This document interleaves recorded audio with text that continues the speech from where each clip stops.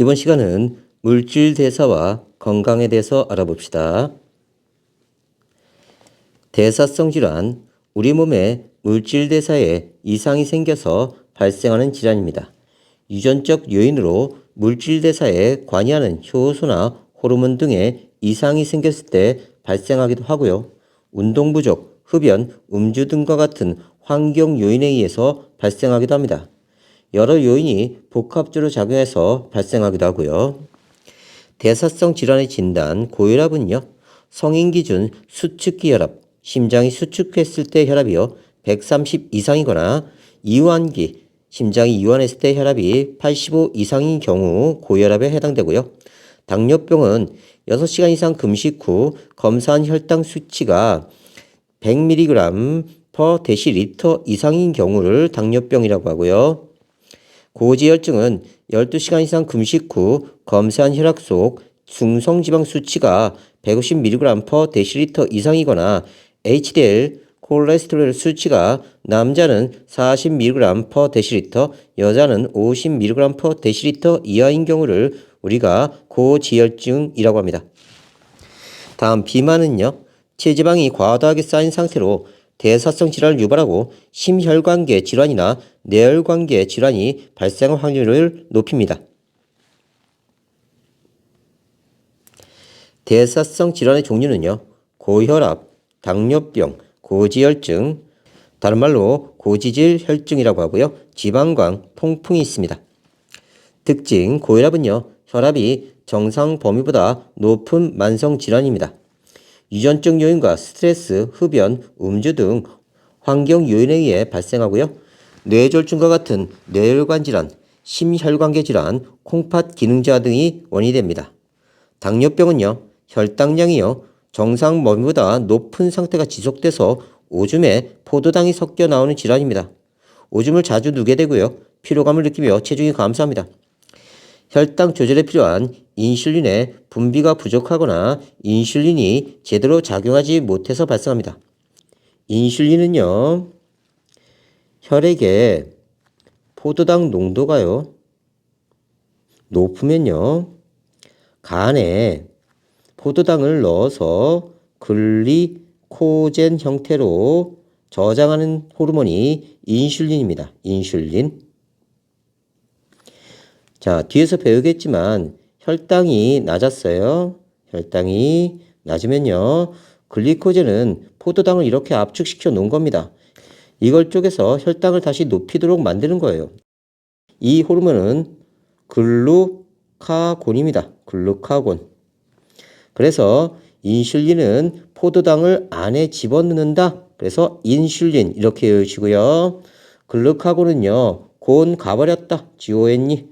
자, 글리코젠이 포도당으로 가버렸다. 글루카곤. 글리코젠을 보냈다. 글루카곤. 이렇게 외워요. 그래서 인슐린은요, 혈중 포도당이 높을 때 포도당 농도를 낮춰주는 역할을 합니다. 근데 이 인슐린이 제대로 작용하지 못하면 혈중 포도당 농도가 높은 상태가 유지되면서 우리 몸에서 포도당이 과도하게 혈액 속에 쌓이다가 오줌으로 빠져나가는 거예요. 심하면 심혈관계 질환이나 시력 상실 등의 합병증이 발생합니다. 고지혈증, 혈액에 콜레스테롤이나 중성지방이 정상보다 많이 존재하는 상태입니다. 유전적 요인이나 약물, 잘못된 생활 방식 등으로 발생하고요. 동맥경화, 심근경색 등과 같은 심혈관계 질환의 원인이 됩니다. 지방간, 간에 지방이 비정상적으로 많이 축적된 상태예요. 피로감, 무기력감, 식욕부진 등이 나타납니다. 유전적 요인이나 음주, 비만 등의 환경 요인에 의해 발생하고요. 비만, 당뇨병과 연관성이 높고요. 만성간염, 간경변 등으로 진행될 수 있습니다.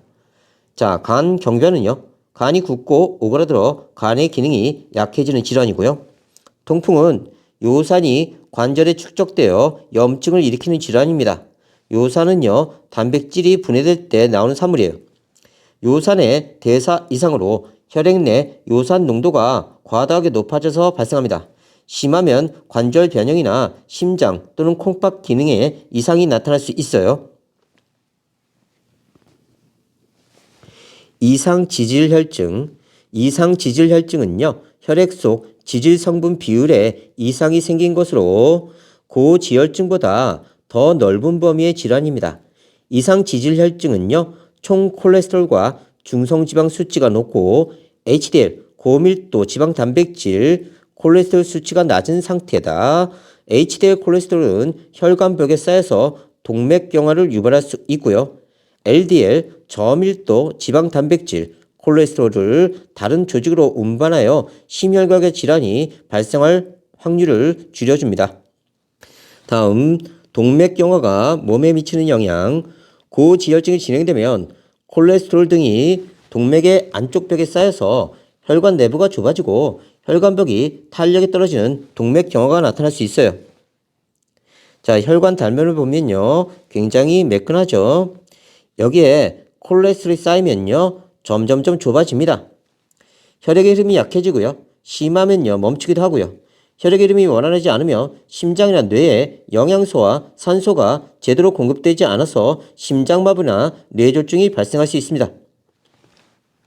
콜레스테롤은요, 동물의 세포막이나 호르몬을 구성하는 성분인데 그 비율이 변해버리면요, 건강에 이상이 생길 수 있어요. 대사성 질환의 예방. 대사성 질환은 심각한 합병증을 일으킬 수 있고요. 치료하는데 많은 시간과 노력이 필요하므로 예방이 중요합니다. 대사성 질환을 예방하기 위한 올바른 생활 습관, 식사를 규칙적으로 하고 편식, 과식하지 않는다. 열량이 높은 음식이나 음료의 섭취를 줄이고요. 자신에게 맞는 운동을 규칙적으로 합니다.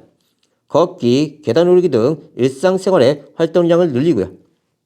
대사증후군, 한 사람에게서 고혈압, 고혈당, 복부 비만 등의 증상이 동시에 나타나는 상태다. 발병 원인은 정확히 알려지진 않았고요. 인슐린 저항성이 주요 원인으로 추정됩니다. 심혈관계 질환, 뇌혈관 질환 등의 발생 위험성을 높이면서 암의 발생과도 관계가 있다고 알려져 있습니다. 에너지 대사의 균형, 건강을 유지하기 위해서는 에너지 섭취량하고 소비량이 균형을 이뤄야 돼요. 자, 섭취량은요, 섭취한 음식물로부터 얻는 에너지 양이고요. 소비량은 여러 활동으로 소비하는 에너지 양입니다. 영양이 균형되어 있을 때는요, 섭취량과 소비량이 비슷해서 에너지 대사가 균형을 이루고요. 영양이 과다하면요, 섭취량이 더 많기 때문에요, 남는 에너지를 주로 지방 형태로 몸에 저장합니다. 체중 증가와 비만, 대사성 질환 발병 확률이 증가돼요. 반면에 소비량이 너무 많으면요, 영양이 부족됩니다. 지방이나 단백질을 분해해서 에너지를 얻게 되고요, 체중 감소되고 영양실조 걸리고 면역력이 저하되게 됩니다. 그래서 균형 잡힌 에너지 섭취량과 소비량이 필요하다.